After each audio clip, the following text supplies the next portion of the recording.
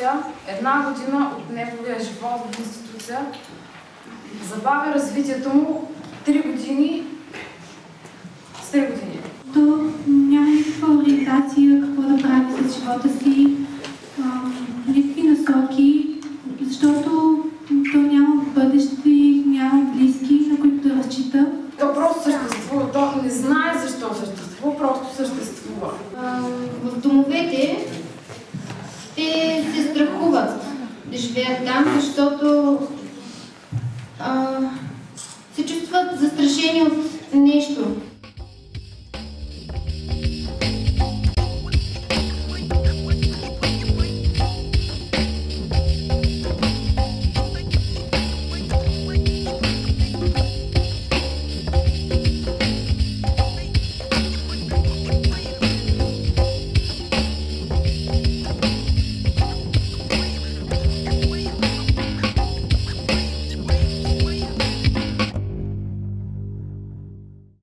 Първите ми мигове въобще на живот са първият ми спомен е от домове. Това е първото нещо, което видях, когато се събудих и доста време. Мисля, че 60% от живота съм се го прекарал в домове. Децата в институциите са тъжни. Очичките им са тъжни. Много трудно се привързват или пък другата крайност. Когато отидеш там, те тичат срещу теб и казват вземи ме, вземи ме, вземи ме. Наистина, смисъл, слънцето светеше и просто станах. Не знаех къде съм, не знаех, че съм в дом. Ние с съпругата ми от много време работим в областта на децата, но много периферно, ако мога да го кажа така. Когато организирахме рождени дни на децата в домовете, виждаш, че това е едно събитие, което помага за някакъв минимален, даже не съм много сигурен също дали имал някакъв ефект. После, когато отидеш ден по-късно, виждаш, че всъщност нищо не се е променило, средата е една и съща, тъгата остава, нали, за там и децата виждат едно и също нещо, че ти идваш и си отиваш. Идваш и си отиваш. Най-вече чувствата, които съм изпитвал, са не мога да го опиша точно. Най-голямата човешка трагедия е да живееш сред други хора, но да си сам. Да се развиваш сам, въпреки всички други хора, с които живееш. Това е в българските и въобще във всички домове, в които живеят изоставени деца. Безизходица. Мисля, че единствената дума, която го описва, е безизходица. Трагедията да си човек, всички да смятат, че ти си човек, а в същото време да не значиш нищо за никого. Или за някого да си просто една бройка, която трябва да бъде нахранена, да й бъде сменен памперса, да бъде облечена и да бъде приспана. Чувствах се като безизход, че накъдето и да тръгна, смисъл няма кой да ми помогне и да ми обърне внимание. Тоест, в домовете ние произвеждаме и системата на домовете произвежда забравени хора, за които основната им мисъл за тях е, че те са хора, а всъщност са забравени създания, които физически съществуват, но емоционално далеч не са това, което трябва да бъдат. Плакала съм. Ако кажа, че си от желязо или пък, че трябва да си такъв професионалист, че да не усещаш болката и да я превъзмогваш, не, по-скоро трябва наистина да имаш отворено сърце, за да можеш тази работа да я вършиш. Един ден тя просто ми каза, трябва вече да направим нещо различно. Този начин на работа, който правим, не помага на никой. И съм много благодарен, защото че имало е такава възможност, която ние практически да направим нещо за живота на дете. Децата от приемните семейства са подготвени за живота и имат цели в живота. Те са по-образовани, има кой просто да ги научи.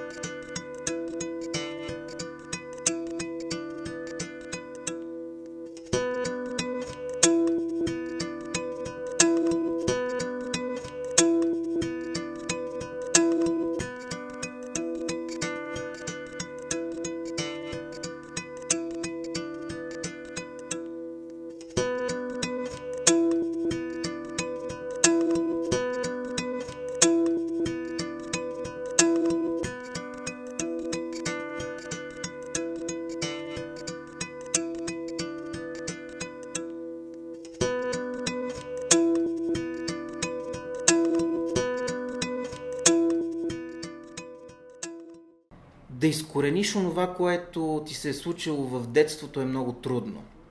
Да промениш това също е много трудно. Безусловната любов понякога не е единственото решение и не е достатъчна. Приемната грижа промени за мен това, че имаше човек, който да ми помогне да развие талантите, които имам и просто да ми оправи мирогледа въобще за живота и за начина, по който се случва. Приемната грижа чисто физически променя няколко неща. Учите да допускаш хора до тялото си, които да те прегръщат, да те целуват. Учите на това да мислиш за някого, защото преди си мислил единствено и само за собственото си оцеляване. Приемната грижа те учи да се посвещаваш на някого. Тя учи както приемните родители, така и децата. Приемно семейство ще го опиша като да се грижа за децата, които след трябва да се грижат добре, защото скоро ще си тръгнат и ще отидат при някой, който може да ги осинови. Приемен родител съм вече 3 години и половина, заедно с съпругата ми. От една страна изглежда, че е малко времето, от друга страна, когато погледнеш детето, което живее във вас, си казваш: вау, нали, какво всъщност можеш да направиш за толкова малко време в живота на някой, какво влияние може да имаш. Така че зависи как го гледаш. И малко може да е, и много. Винаги има промяна, колкото и те така по времето и на проучването и на обучението да смятат, че са готови. Ето, аз имам 2 деца, изгледал съм ги, изучил съм ги, щом съм се справил, значи пак ще се справя. Общо заето по време на обучението ние се опитваме тази нагласа така да я прекараме през призмата на това, че децата, нуждаещи се от приемна грижа, са много различни от децата, които ние гледаме вкъщи. В момента вкъщи има 2 деца, приемно братче и приемно сестриче. Момиченцето е на около 3 години, момчето е няколко месеца по-малко от него. Бебе. Кой човек може да не обича едно бебе? Ми представяше, че тя ще бъде много сладка и много послушничка и много смешна. Когато дойде, се чувствах по-щастлива, отколкото като самичка, само да си играя самичка. Когато имаш свое собствено дете, то някак си изглежда като част от твоя живот, нещо напълно нормално, ти се развиваш с него, но когато ти дойде едно, което не е твое и въпреки всичко за него ти си отговорен, всъщност даже много повече отколкото за твоето, защото за едно приемно дете отговаряш пред държавата, отговаряш пред неговите родители дори, ако така може да го погледнем. И започваш да водиш толкова много, да запомниш толкова много от неговата история по една и друга причина, защото трябва да я пишеш, защото трябва да я споделяш, защото трябва да е... И всичко това някак си се превръща като не вече самото дете. Има много повече неща, които виждаш, че можеш да направиш. И заради това сега, когато погледна 3 години назад, си казвам, изглеждаше нещо по-нормално, просто да се погрижиме за едно дете. Днес сме в живота на толкова много хора. Когато в дома не дойде приемно дете, аз бях малко зарадван, малко оплашен, малко замислен, малко от всичко, защото все пак идва друг човек вкъщи, който ще живее с нас, който ще се храни с нас, който ще споделя всичко с нас и ние всичко с него и той става част от нашия живот. И когато някой друг се намеси в живота ти, в началото не знаеш да се радваш ли, да те е страх ли, да ти е мъчно ли, но в последствие, след опознаване, всичко излезна, че е за добро, всичко излезна, че е хубаво, има удовлетворение, има щастие, има любов. Приемната грижа учи братята и сестрите, родните деца на приемните родители на безгранична любов. Най-веселите ни случки е когато аз си казвам да говори сладко и тя говори сладко и аз казвам и я гушкам. Учи ги на това те да приемат различието и да свикват с раздялата. В този живот трябва да можеш да се привържеш към някого, за да се разделиш. И затова децата от домовете не страдат, когато напускат домовете, защото те там не са се привързали. Но наистина живота ми започна след като излязох от дома. Това мога да кажа, защото много от нещата, аз за да можех да правя нещо, което аз харесвам, трябваше да излезна от дома. Нещо, което аз харесвам, беше танците. Уча я как да говори, уча я как да прави нещата, как да играе по игричките, които тя измисля. Вълнувам се, защото тя изглежда същата за сладка, както изглеждаше като дойде. Аз съм на 18 години. Не знам дали съм придобил опит на родител. Не съм родител все още. Не бързам и да ставам. Рано ме. Така го усещам. Значи не знам какво е чувството да си родител, но мисля, че това, което в момента усещам, това е то. Здравейте, родители, приемни родители. Харесва ли ви как учите вашето приемно дете? Добри родители ли сте? И грижите ли се хубаво за вашата дъщеря? Като да я обичате, да я учите на добри неща, за да получи приятели, учите ли я на думи, ако е малко детенце и не знае как да говори? И харесва ли ви приемното дете, което ви дадоха да се грижите за него? Човек понякога си мисли, че е добър в това, което прави, а пък да си добър родител, според мен е толкова трудно, толкова неясно какво всъщност е добрия родител, критериите са неясни и всеки един ден виждаш, че да се справиш по-добре означава да познаваш детето по-добре, да въвеждаш много хора в живота си, нови хора в живота си, които преди не си имал предвид, че съществуват изобщо. Първо, благодаря на приемната ми майка Веселка от Сърце.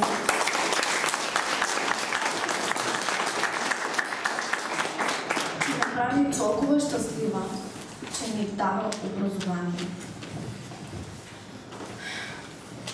Много съм щастлива, за което абсолютно всичко ми дава. Направиме едно прекрасно дете. Винаги е била до мене в трудните моменти. Винаги ме е подкрепила. Ужасно много я обичам. Тя ми е всичко.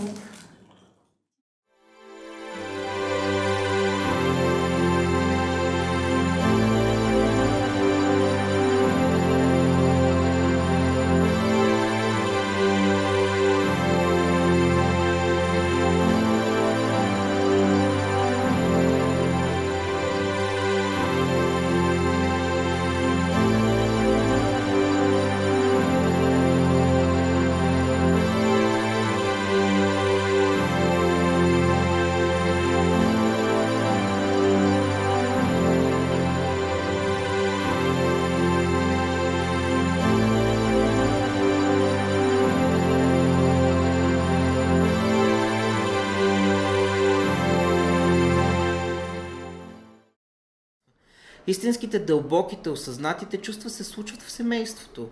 Там, където някой те целува и те прегръща и те успокоява и ти дава увереност и те закриля и ти говори. В моята книжка винаги всеки трябва да е заедно със своята майка и със своето семейство. В домовете много хора не знаят имената на децата, за които се грижат. Те не ги наричат по име. За тях това са просто факти, с които те трябва всекидневно да се справят. Като нашето момиче, мислих, че тя ще остане някъде самичка и всички ще остане на някои външни места, всички да и се подиграват, че тя е без родители, а как всички други имат родители. Също мисля, че това няма да е хубаво. Разбира се, има и добри хора в домовете, но това посвещаване може да ти го даде само приемната грижа. Приемните родители ние се опитваме много да ги щадим в смисъл такъв. Ние искаме колкото се може по-дълго да ги запазим, за да могат толкова по-дълго те да работят и да се справят с повече и повече деца. Да, вече на 11 месеца и ми беше много напълно естествено, защото моята дъщеря, между другото, която много активно също като част от семейството, я прие напълно като едно дете, което все едно винаги е било там. И някак си тя влезе в нашия живот, като все едно винаги е била там. И но едно нещо, което и казваме винаги, днес, когато вече разбира малко повече, може по-активно да говориш с нея, е това, че ние я обичаме. Тя знае, че тя има семейство, поне се опитваме тя да го вижда, да го запомни, защото не знаем какво ще бъде нейното бъдеще, дали ще се върне, дали ще остане при нас, но искаме да знаем, че тя е обичана сега, тук, във всеки един момент, както и нашата дъщеря. И мисля, че ако това успея да и дам за цялото време, което прекара с нас, ще бъда щастлив. Тръпката да живееш с още деца, това е нещо уникално. Просто това ми е част от детството и не бих я заменил, примерно, за да го изживея сам. За нищо не мога да си представя живота без брат ми или без сестра ми, а все по-често и без приемните деца.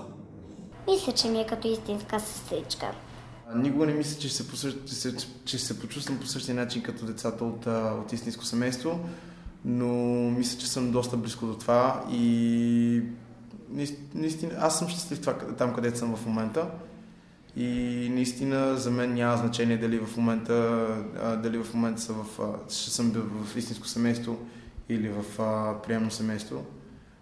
Важното е наистина човека, който където и да е щастлив. И аз съм щастлив в приемното семейство. Е повече от 1000 думи и просто не мога да го обясня по някакъв по-прост начин, защото няма по-скъпоценно нещо на света от това да виждаш детето си как се усмихва.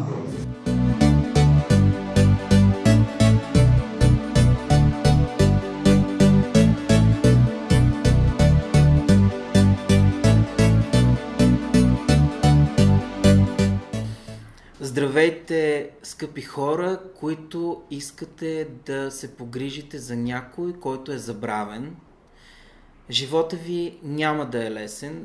Бих казал, не бих довършил това, по-скоро бих написал мое свое си, което да е наистина за приемните родители да не спират в това, което правят. Приключението приемна грижа започва с една ужасна бюрокрация и завършва най-вероятно в по-добрия случай, завършва с това да се разделите с детето, за което се грижите. Здравейте, вашите усилия имат значение, независимо от това, че днес те не се виждат. Ще ги посъветвам да все още да са така мили или